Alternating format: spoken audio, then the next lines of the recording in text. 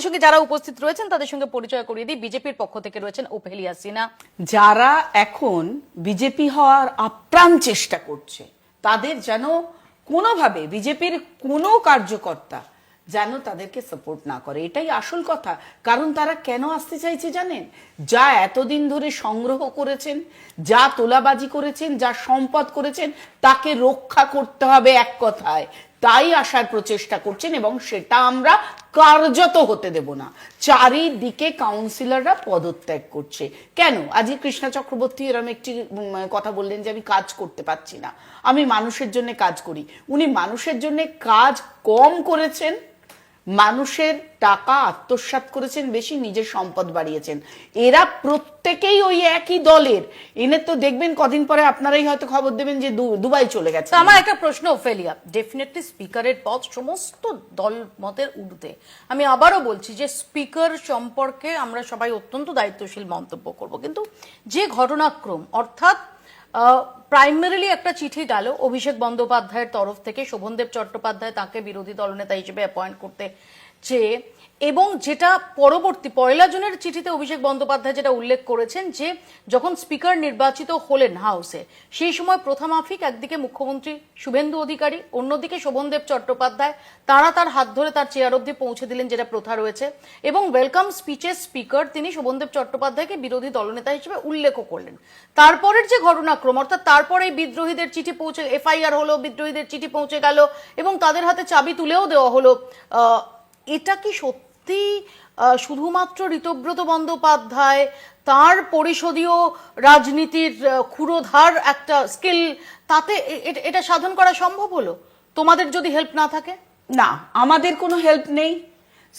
স্পিকারের দায়িত্ব পালন করেছেন, প্রথমে যাদেরকে সাদরে বরণ করার করেছেন, কিন্তু তাদের কাছ থেকেই, তাদের দলের তো, ঋতব্রত তো আর অন্য দলের নয়, তারা অবজেকশন জানিয়েছেন যে সইগুলো ভুয়ো, এবং তারা তখন নিজেরাও বলছে যে না, এই সিগনেচার আমাদের নয়, তারা তাদেরকে সই প্রমাণ করতে গেছেন।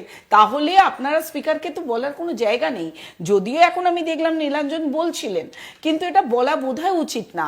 আপনি দেখুন, কোনো জায়গায় যদি আমাদের তরফ থেকে আপনারা যেটা বলছেন, কোনো ব্লেম দেওয়ার জায়গা নেই, কারণ সাদরে বরণ করা হয়েছে শোভনদেব বাবুকে।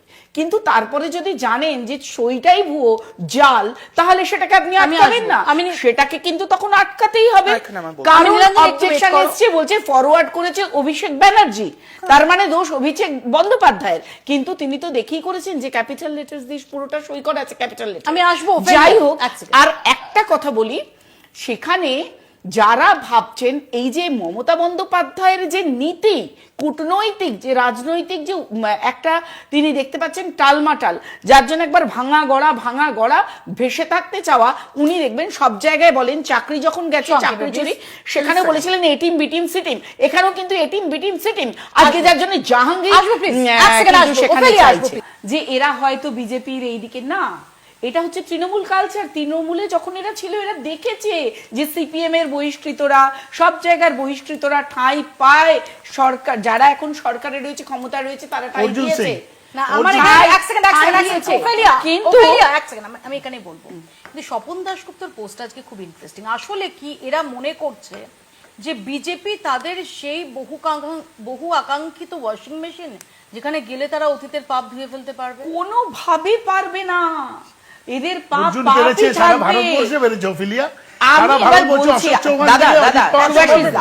আমি বলছি, সে যখন এসছে, ছেড়ে এসছে, তার নামে কি কেস দেয় না হচ্ছে সবাই জানে, ওদিকে যাবেন না। আমি যেটা বলছি, ভোটের আগের কথা না, ভোটের পরে এখন যারা ভাবছেন যে ক্ষমতায় যখন দল রয়েছে, তাহলে আমি ওখানে গিয়ে বোধহয় শুদ্ধিকরণ, আমি বোধহয় নিজেকে এখন পিওর বিজেপি প্রমাণ করব। এখানে আমি একটু জাস্ট জানার চেষ্টা করি, এক হচ্ছে এই যে ব্লকটা, অর্থাৎ বিক্ষুব্ধ তৃণমূলদের যে ব্লকটা, তাতে কারা রয়েছেন? জাভেদ খান, যে জাভেদ খান নিয়ে কয়েকদিন আগে মুখ্যমন্ত্রী কি বলেছেন, তার সম্পত্তি নিয়ে তিনি প্রশ্ন তুলেছেন, নাম্বার 1।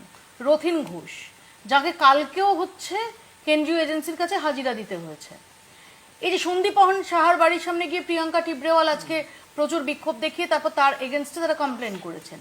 তো এই যে চরিত্র, এই যে ক্যারেক্টার, অর্থাৎ এই গোটা এটাকে যদি আমরা ধরে নিই যে একটা প্রেক্ষাপট, তার যে একটা ক্যারেক্টার, সেখানে দাঁড়িয়ে তো এই যে অভিযোগগুলো আসছে, সেই অভিযোগগুলোর কারণে কি তাদের যেতে হচ্ছে?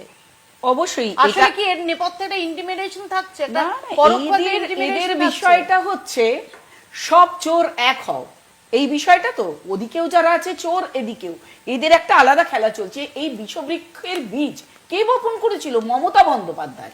এই বিষবৃক্ষ ঋতব্রতকে কে এনে পুঁতেছিল তৃণমূলে? ঘাসফুলের জায়গায় সে এখন বিষবৃক্ষ হয়ে দাঁড়িয়েছে, ঘাসফুলকে একদম নিঃশেষ করে দিয়েছে, নিজেই সে এখন পুরো জীবিত রয়েছে এবং সবাইকে মারার চেষ্টা করছে। মানে যেটা হয়, আসলেই যেটা হয় কূটনৈতিক, মানে রাজনীতির মধ্যে যে কূটনীতি থাকে, এবং ঋতব্রত ক্যারেক্টারটা হয়তো তাই।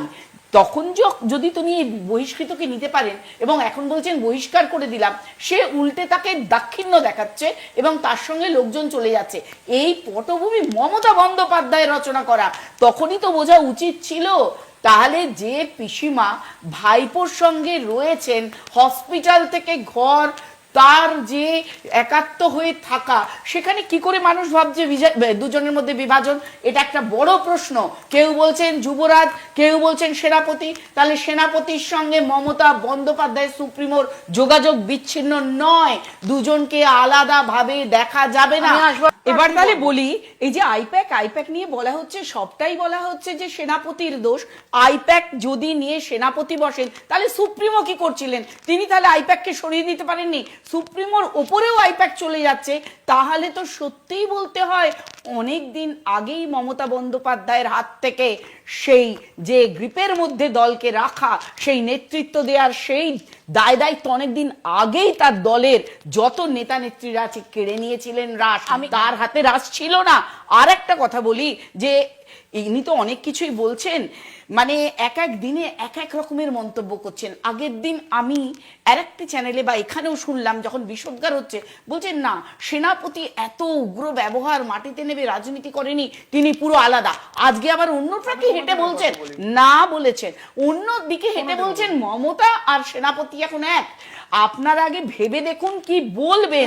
এই যে এনারা যে চিরস্থায়ী বন্দোবস্ত ভেবেছিলেন, বর্তমানে যেটা উনি ভাবছেন যে একটা মোজা আছে, এখন মোজা কেটে জামা বানাবেন মমতা বন্দ্যোপাধ্যায়, যা চিরদিন সম্ভব হবে না। সত্যি কি আগামীকাল ড্যামেজ কন্ট্রোল করতে পারবেন মমতা বন্দ্যোপাধ্যায়? কালকে কি এই বিধায়কদের ৮০ জনের সংখ্যাগরিষ্ঠকে কালীঘাটে দেখা যাবে? সেদিকে আমাদের নজর থাকবে। আপাতত বাংলা বলছে এখানেই শেষ করছি। দেখতে থাকুন কলকাতা টিভি।